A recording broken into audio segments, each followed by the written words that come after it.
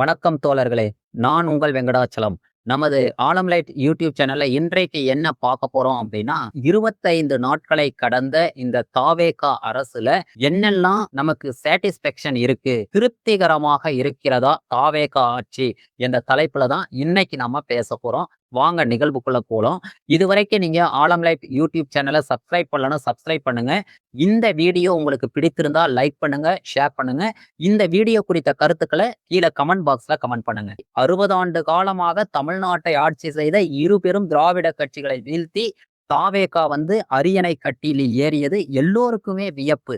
ஏன் தாவேகாவினருக்கே அது ஒரு அதிர்ச்சியாக இருந்தது. 107 சட்டமன்ற உறுப்பினர்களை கொண்டு ஒரு தனிப்பெரும் கட்சியாக உருவெடுத்து தாவேகா ஆட்சி அமைத்தது. அந்த சூழல்ல முதல்ல ஆதரவு தெரிவித்த கட்சி அப்படின்னு பார்த்தோம்னா காங்கிரஸ் கட்சி. அதை தொடர்ந்து விடுதலை சிறுத்தைகள், இடதுசாரிகள், இந்திய முஸ்லிம் லீக் கட்சி இது அனைத்தும் ஆதரவு நிலைப்பாட்டை எடுத்து தாவேகாவோடு அமைத்து ஆட்சியிலும் அதிகாரத்திலும் பங்கெடுத்து இன்றைக்கும் செயல்பட்டு வருகின்றன அப்படின்றது நம்ம தெரியும். இந்த 25 நாள் ஆட்சியில தாவேகா குறித்து மக்களோட பார்வை என்ன அப்படின்றத குறித்து தான் இப்ப நம்ம பார்க்க போறோம். தமிழக வெற்றி கழகத்தோட ஆட்சிய ஆந்திரால இருக்கக்கூடிய பவன் கல்யாண் வியந்து பார்க்கிறார். ஏன் தமிழ்நாட்டு மக்கள் நம்மெல்லாம் எவ்வளவோ கஷ்டப்பட்டு ஆட்சி அதிகாரத்திற்காக வருவதற்காக பல ஆண்டுகளாக காத்திருந்தாலும் நம்மால் வர முடியவில்லை. இன்றைக்கும் நான் துணை முதல்வராகத்தான் ஆகியிருக்கிறேன் என்று ஆதங்கப்படக்கூடிய சூழல்ல தான் தமிழ்நாட்டுல ஒரு ஆக்கப்பெரும் சக்தியாக ஒரு தூய சக்தி, தூய ஆட்சியை கொடுப்பேன் என்று உறுதிமொழி கொடுத்து தமிழக அரசியல் வரலாற்றிலேயே கட்சி ஆரம்பித்த 2 ஆண்டுகளுக்குள் ஒரு தனிப்பெரும் சக்தியாக உருவெடுத்து அரியணையில் ஏறியவர் நம்முடைய தமிழ்நாடு முதலமைச்சர் திரு எஸ். ஜோசப் விஜய் அவர்கள். அவருடைய அமைச்சரவையில பாத்தீங்கன்னா ரொம்ப எளிமையான மனிதர்கள் ஆட்சியில வந்திருக்காங்க, அமைச்சர்களாக பொறுப்பேற்றிருக்காங்க. இப்ப இந்த அமைச்சரவையிலும் அவருடைய ஆட்சி நிர்வாகத்திலும் பல்வேறு குளறுபடிகள் இருப்பதாக எதிர்க்கட்சிகளும், ஏன் அவருடைய கூட்டணி கட்சியில இருக்கக்கூடிய காங்கிரஸ் கட்சியும், இடதுசாரிகளும், விடுதலை சிறுத்தைகளும் குற்றம் சாட்டக்கூடிய நிலையில்தான் இன்று அவருடைய ஆட்சி இருக்கிறது. குழந்தைகள் வீடியோ பதிவுல என்ன சொல்றாங்கன்னா, அங்கிள் விஜய் அங்கிள், நாங்க நீங்க சொல்லிதான் எங்க அப்பா அம்மா கிட்ட சொல்லி ஓட்டு கேட்டு அவங்க உங்களுக்கு வாக்களித்து உங்களை ஆட்சி அதிகாரத்துல உட்கார வச்சிருக்காங்க. ஆனா நீங்க எதுவுமே செய்யல, வெளியில கூட வரமாட்டேன்றீங்க, மீடியாக்கள்ல பத்திரிகைகள்ல கூட எதுவுமே பேச மாட்டேன்றீங்க, அதனால எங்க அப்பா அம்மா எங்களை திட்டுறாங்கன்னு சொல்லி வீடியோ வெளியிடக்கூடிய அளவுலதான் இன்றைக்கு தாவேகா அரசோட செயல்பாடு இருக்கிறது. போக்குவரத்து துறை மந்திரியாக இருக்கக்கூடிய தமிழன் பார்த்திபன் என்ன செய்யறாரு? பக்ரீத் விடுமுறை நாள் அன்று கிளாம்பாக்கம் பேருந்து நிலையத்துக்கு போறாரு. அப்படி போகும்போது அங்கு கூட்ட நெரிசல்ல பல்வேறு நபர்கள் இருக்காங்க. எல்லோரும் அமைச்சரை சூழ்ந்து கொண்டு பல்வேறு கேள்விகளை கேட்கிறாங்க. அப்படி ஒரு இளைஞர் என்ன செய்யறாரு அப்படின்னா, ஐயா நான் ரிசர்வேஷன் பண்ணி கிட்டத்தட்ட 2 மணி நேரத்திற்கு மேலாக இந்த இடத்துல காத்திருக்கேன். அந்த ரிசர்வேஷன் செய்யப்பட்ட பேருந்து இப்பொழுதும் வரவே இல்லை. நான் கிட்டத்தட்ட 2 மணி நேரத்திற்கு மேலாக என்னை போன்ற நபர்களும் இங்க காத்திருக்காங்க.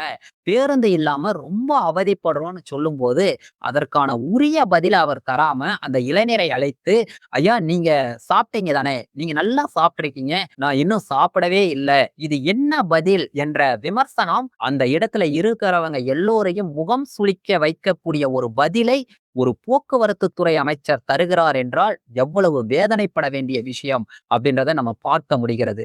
அதே போல மாநகராட்சியில இருந்து இந்த கிளாம்பாக்கம் பேருந்து நிலையத்திற்கு வரக்கூடிய பேருந்துகள் முறையாக இயங்கவில்லை என்று சொல்லும் போது அவர் ஏதேதோ முணுமுணுத்து கொண்டே கேட்ட கேள்வி ஒன்று, சொல்லக்கூடிய பதில் ஒன்றாக அந்த கேள்வியை கடந்து செல்லக்கூடிய நிலை இருக்கிறது. அதே போல வால்வோ பேருந்து தனியார் பேருந்தா அரசு பேருந்தா என்ற வேறுபாட்டை கூட அறியாமல் அவர் அங்கு கேள்விக்கு பதிலளிக்கிறார் என்றால் அந்த போக்குவரத்து துறை அமைச்சருக்கு போக்குவரத்து துறையை குறித்ததான அறிவார்ந்து சிந்தனையுடன் அவரால் செயல்பட முடியுமா, சமூகத்திற்காக அவர் எப்படி சிறப்பாக செயல்பட முடியும் என்ற கேள்வி எழாமல் இல்லை. இதே போல தாவேகாவோட அமைச்சர்கள் அனைவருமே தங்களோடு ஒரு வீடியோகிராஃபரை அழைத்து கொண்டு தொடர்ச்சியாக தங்களுடைய செயல்பாடுகளை வீடியோ படம் எடுத்து அதை ரீல்ஸாக வெளியிடக்கூடிய நபர்களாகவே காணப்படுகின்றனர். தாவேகா மருத்துவர் அணி மருத்துவமனையிலே சென்று கலாய்வு என்ற பேரிலே மருத்துவர்களை அச்சுறுத்தக்கூடிய செயல்பாட்டிலே இறங்கி இருக்கிறது. அனைவரையும் முகம் சுளிக்க வைத்துள்ளது. அவர்களுக்கு கூடுதல் பணிச்சுமையை தந்துள்ளது. இதுபோலவே பல்வேறு இடங்களிலும் ஆய்வு என்ற பெயரிலே தாவேகாவினர் அத்துமீறலில் தொடர்ச்சியாக ஈடுபட்டு வருகின்றனர். அடுத்ததாக நாம் பார்த்தோமானால் செங்கல் சூளையிலே சென்று அங்கு கமிஷன் கேட்கக்கூடிய தாவேகா நிர்வாகி தற்போது அந்த கட்சியிலிருந்து விலக்கி வைக்கப்பட்டிருப்பதை நாம் அறிவோம். இப்படியாக தாவேகா நிர்வாகிகளோட செயல்பாடுகளும் தாவேகா அமைச்சர்களோட செயல்பாடுகளும் முகம் சுளிக்கும் வைக்கக்கூடிய அளவிலேயே இன்றைக்கும் இருக்கிறது. திருச்செந்தூர்ல இருக்கக்கூடிய கடையில சென்று கேட்கிறார், இது எக்ஸ்பைரி டேட், இதுல நீங்க போலியா கூட போட்டிருக்க முடியும் அல்லவா அப்படின்னு சொல்லி கேள்வி எழுப்புறாரு. அப்ப அவருடைய கேள்வி நியாயமானதாக இருந்தாலும் அவர் எல்லோருக்குமான அமைச்சராக இருக்கிறார் என்பதை பல இடங்கள்ல அவங்க மறந்து செயல்படுகின்றனர். மாண்புமிகு தொழில்துறை அமைச்சர் கீர்த்தனா அவர்கள் ஒரு ரீல்ஸ் வெளியிட்டு தொழில் நிறுவனங்களுக்கு ஒற்றை சாளர முறையிலே தொழில் நிறுவனங்களிடமிருந்து விண்ணப்பங்கள் வரவேற்கப்படுகின்றன என்று தன்னுடைய பதிவை வெளியிடுகிறார். தொழில் நிறுவனங்கள் இங்கு வர வேண்டும் என்றால் எப்படிப்பட்ட முன்னெடுப்புகளை கையாள வேண்டும், கடந்த காலங்களில் ஆட்சியில் இருந்தவர்கள் எப்படிப்பட்ட முன்னெடுப்புகளை கையில் எடுத்தார்கள் என்றெல்லாம் அலசி ஆராய்ந்து துறை சார்ந்த அலுவலர்களை அணுகி விவரம் எதுவும் கேட்காமலே தன்னிச்சையாக செயல்படக்கூடிய அமைச்சர்களாகவே இவர்கள் அனைவரும் இருக்கின்றனர். ஒரு அமைச்சருக்கு தன்னுடைய துறை சுற்றுச்சூழல் துறையா அல்லது சுற்றுலா துறையா என்று தெரியாமலே கேள்விக்கு பதிலளிக்கக்கூடிய சூழல் இருக்கிறது என்றால் தமிழக அமைச்சர்களின் அறிவார்ந்த நிலையை நாம் எப்படி பார்க்க வேண்டும்? இதை மக்களிடத்திலே விட்டுவிடுகின்றேன். இன்னும் சொல்ல போனால் அமைச்சர்களில் பெரும்பான்மையானவர்களுடைய கல்வி தகுதி கேள்விக்குறியாக இருக்கிறது. அவர்கள் என்ன படித்திருக்கிறார்கள்? அவர்களுடைய அப்டவிட் ஃபார்மிலே ஒரு கல்வி தகுதி குறிப்பிடப்பட்டிருக்கிறது. பிறகு பிரச்சார களத்திலே மற்றொரு கல்வி தகுதியை குறிப்பிட்டு பொய்யாக கல்வி தகுதிகளை புனைந்து கொண்டு களத்திலே செயல்படுகிறார்கள். எனவே வெளிப்படை ஆட்சியை தருவேன், தூய ஆட்சியை தருவேன் என்று ஆட்சி அதிகாரத்திற்கு வந்திருக்கக்கூடிய நமது தமிழக வெற்றி கழகத்தின் நிறுவனரும் முதலமைச்சருமாகிய விஜய் அவர்கள் இன்றைக்கு அவருடைய கட்சியிலே இருக்கக்கூடிய அமைச்சர்களை மறுபரிசீலனை செய்ய வேண்டிய நிலையிலே இருக்கிறார். தாவேகாவின் ஆட்சி அதிகாரத்திலே பங்கேற்றிருக்கிற காங்கிரஸ் கட்சியின் பிரதான அமைச்சராக இருக்கக்கூடிய உயர்கல்வித்துறை அமைச்சர் விஸ்வநாதன் அவர்கள் பல்வேறு சட்ட போராட்டங்களை நடத்தி உச்சநீதிமன்ற வரை சென்று இந்த பல்கலைக்கழகங்களிலே துணைவேந்தராக இருக்கக்கூடிய தகுதி முதலமைச்சருக்கே உண்டு என்று மாநில சுயாட்சியை நிலைநிறுத்திய இந்த இடத்திலே அவர் சொல்கிறார், ஆளுநர் துணைவேந்தராக இருப்பதில் நமக்கு ஏன் கவலை என்ற வினாவை எழுப்புகிறார். முதலமைச்சர் தான் அங்கு வர வேண்டுமா என்ற கேள்வி எழுப்புகிறார். மாநில சுயாட்சி கௌரவத்தை விட்டு கொடுக்கக்கூடிய துணிச்சல் அந்த உயர்கல்வி அமைச்சருக்கு எப்படி வந்தது? இப்படி பல்வேறு விமர்சனங்களை தாவேகா அமைச்சரவை தொடர்ந்து சந்தித்துக் கொண்டே இருக்கிறது. தஞ்சாவூரை சேர்ந்த தாவேகா எம்எல்ஏ அவர்கள் தன்னுடைய துணையாக ஒரு கேமராவை எடுத்துக்கொண்டு செயல்பாடுகளை எல்லாம் மீம்ஸ்களாக ரீல்ஸ்களாக வெளியிடக்கூடிய அந்த பதிவுகளை காணும் போது பொதுமக்கள் சாமானியர்கள் நிச்சயம் அதை குறித்து எரிச்சல் அடைவார். இவர்களுடைய செயல்பாடுகள் அனைத்தும் ரீல்ஸை சார்ந்தே இருக்கின்றன. ஒரு ரியல் ஆட்சியை தாருங்கள் என்று மக்கள் எதிர்பார்த்து காத்திருக்கின்றனர். ஆங்காங்கே பார்த்தீர்களேயானால் மின்வெட்டு இன்றைக்கு அதிகமாக இருக்கிறது. பள்ளி குழந்தைகளுடைய நிலை, பள்ளிக்கூடங்கள் தூய்மையாக பராமரிக்கப்படுகின்றனவா? அதை குறித்த எந்த ஒரு அறிவிப்புகளும் இல்லை. தலைமை ஆசிரியர் பணியிடங்கள் பெரும்பாலான பள்ளிகளில் பெரும்பாலான மாவட்டங்களில் பூர்த்தி செய்யப்படவே இல்லை. ஆசிரியர்கள் பற்றாக்குறை அதிக அளவில் இருக்கிறது. இதை குறித்தெல்லாம் கவலைப்படாத அரசாக தாவேகா அரசு இருந்து கொண்டிருக்கிறது. நீட் தேர்வை குறித்து ஒரு வார்த்தையும் பேசாத அரசாக தாவேகா அரசு இருக்கிறது. கடந்த வாரம் பிரதமரை சந்தித்த தாவேகா தலைவரும் முதலமைச்சருமாகிய மாண்புமிகு தமிழக முதலமைச்சர் ஜோசப் விஜய் அவர்கள் அங்கு சென்று தமிழகத்தின் இறையாண்மையான பாரம்பரியமாக மரபாக கடைபிடிக்கப்பட்டு வருகின்ற தமிழகத்தில் நடைபெறுகின்ற அனைத்து நிகழ்ச்சிகளிலும் தமிழ்த்தாய் வாழ்த்து முதலிலே இசைக்கப்பட வேண்டும் என்பது மரபு. அதை விடுத்து பிரதமரிடத்திலே கோரிக்கை வைக்கும்போது, நீங்கள் மத்திய அரசு நடத்தக்கூடிய நிகழ்வுகளிலும் தமிழ்த்தாய் வாழ்த்தை முதலாவதாக பாடப்பட வேண்டும் என்ற கோரிக்கையை அங்கு வைப்பது, அவரிடத்திலே சென்று ஏன் அதை கேட்க வேண்டும்? இதை நீங்கள் செயல்படுத்தி விட்டு போத வேண்டியதுதானே என்ற விமர்சன பார்வை அரசியல் நோக்கர்களிடையே எழாமல் இல்லை. இதுவரை பத்திரிகையாளர்களை சந்திக்காத ஒரு முதலமைச்சராக இவர் இருக்கிறார். ஏன் கடந்த 2 ஆண்டு காலமாக கட்சி துவங்கியதிலிருந்து இன்று வரை பத்திரிகையாளரை ஒருமுறை கூட சந்திக்காத ஒரு நபராக நம்முடைய முதலமைச்சர் இருப்பது மனவேதனை அளிப்பதாக அவருடைய சொந்த கட்சியில் இருக்கக்கூடிய தொண்டர்களே சொல்வது நமக்கெல்லாம் வேதனை அளிக்கக்கூடிய செயல்பாடாகவே இருக்கிறது. விவசாயிகள் தமிழகம் முழுவதும் வெகுண்டெழுந்து போராட்டம் நடத்தி இருக்கிறார்கள். ஏன் இந்த போராட்டம்? பயிர்க்கடன் முழுமையாக தள்ளுபடி செய்வேன் என்று வாக்குறுதி தந்து ஆட்சிக்கு வந்த விஜய் அவர்கள் பயிர்க்கடனை 50,000க்கும் குறைவாக கடன் பெற்ற நபர்களுக்கு, குறிப்பாக சிறு குறு விவசாயிகளுக்கு மட்டும் கடன் தள்ளுபடி செய்து அறிவித்திருக்கிறார். ஒரு தொகையை வைத்து நீங்கள் எப்படி தள்ளுபடியை அறிவிப்பீர்கள்? நிலத்தின் அளவை வைத்து இதுவரை இருந்த ஆட்சியாளர்கள் தள்ளுபடி அறிவிப்பை அறிவித்தனர்.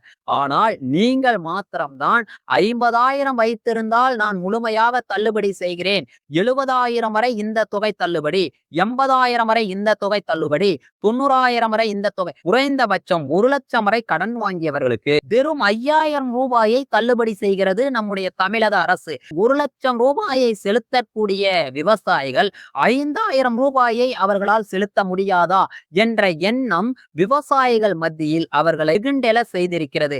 விலைவாசி உயர்வால் பல்வேறு சிரமங்களை விவசாயிகள் அனுபவித்து வருகின்றனர். இன்றைக்கு கூட உரவிலை உயர்வு என்று நாம் செய்தித்தாள்களிலே வாசிக்கிறோம். பெட்ரோல் டீசல் விலை நாளுக்கு நாள் உயர்ந்து கொண்டே இருக்கிறது. மின்சார கட்டணங்கள் உயர்த்தப்படலாம் ஜூன் 1ஆம் தேதி முதல் என்று செய்தித்தாள்களிலே செய்திகள் வெளிவந்த வண்ணம் உள்ளது. இப்படியாக நாளொரு மேனியும் பொழுதொரு வண்ணமுமாக விலைவாசி உயர்வால் அவதிப்பட்டு வரக்கூடிய விவசாயிகளுக்கு இந்த பயிர்க்கடன் ரத்து என்ற அறிவிப்பில் ஏமாற்றமே மிஞ்சியது என்று சொன்னால் அவர்கள் ஏன் போராட்ட களத்திற்கு வரக்கூடாது? இன்றைக்கு விவசாயிகளை மட்டும் இந்த அரசு வஞ்சித்திருக்கிறதா அப்படின்னு பார்த்தோமா, விவசாயிகள் மட்டுமல்ல, குடும்ப பெண்களையும் இந்த அரசு வஞ்சித்திருக்கிறது. ஆட்சிக்கு வருவதற்கு முன்னால் 2,500 ரூபாயை உங்கள் வங்கி கணக்கில் செலுத்துவேன் என்று ஆட்சிக்கு வந்த தாவேக அரசு நிதி இல்லை என்று சொல்லி 1,000 ரூபாயை தொடர்ச்சியாக அவர்களுடைய வங்கி கணக்கிலே செலுத்தி வருகிறது.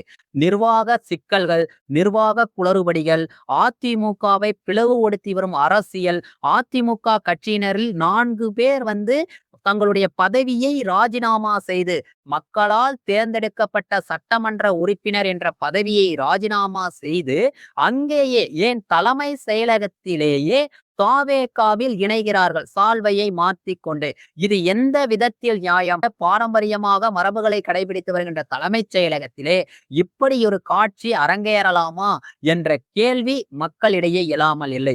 எனவே தாவேக அரசு இப்படிப்பட்ட நபர்களை சேர்த்து கொண்டு ஒரு தூய்மையான அரசை, தூய்மையான ஆட்சியை எப்படி கொடுக்க முடியும்?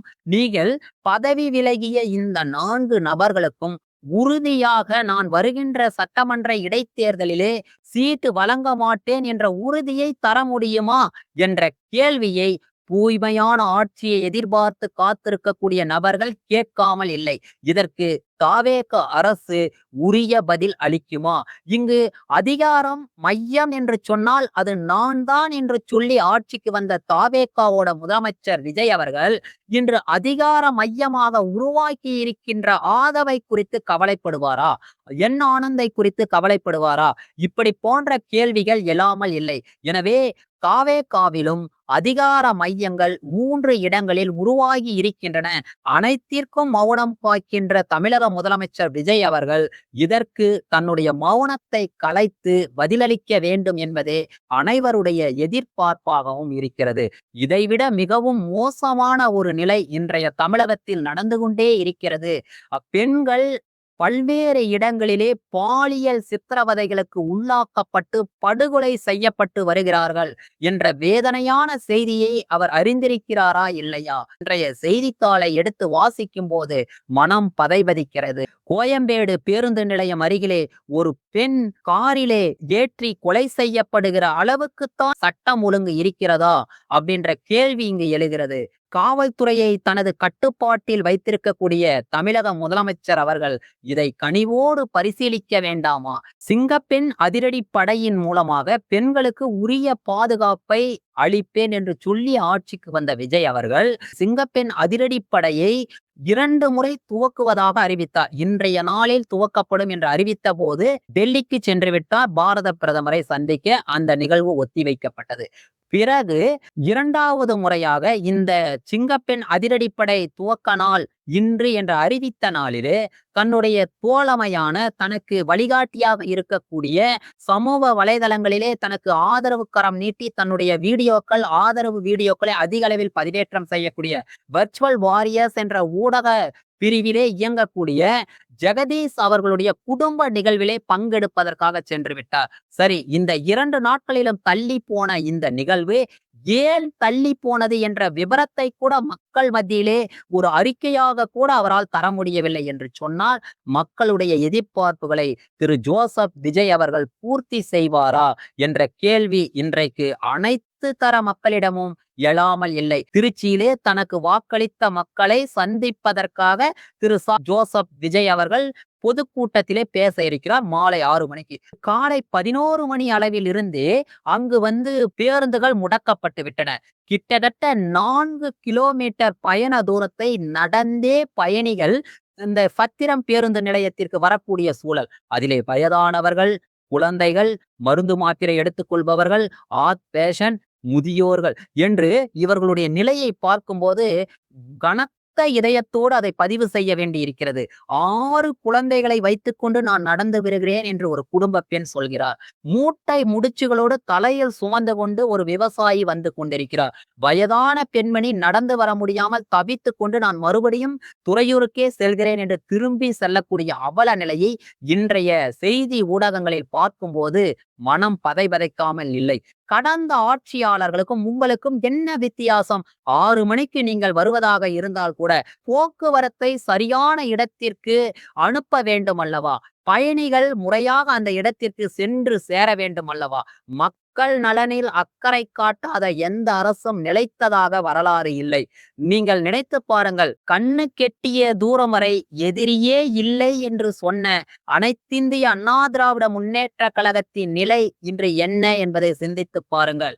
2.0 என்ற கனவை நோக்கி நாங்கள் 200க்கு 200 என்று சொல்லி ஆட்சி அமைப்போம் என்று சொன்ன திராவிட முன்னேற்ற கழகத்தின் நிலை என்ன என்பதை கொஞ்சம் சிந்தித்து பாருங்கள். இந்த நிலைகளை எண்ணியாவது தமிழக வெற்றி கழகம் திருந்துமா, இனியொரு விதி செய்யுமா என்பதை அடுத்தடுத்த காணொளிகளில் நாம் பார்ப்போம். இதுவரைக்கும் ஆலம் லைஃப் யூடியூப் சேனலை சப்ஸ்கிரைப் பண்ணலனா சப்ஸ்கிரைப் பண்ணுங்க. இந்த வீடியோ உங்களுக்கு பிடித்திருந்தால் லைக் பண்ணுங்க, ஷேர் பண்ணுங்க. இந்த வீடியோ குறித்த கருத்துக்களை கமெண்ட் பாக்ஸ்ல கமெண்ட் பண்ணுங்க. நன்றி தோழர்களே.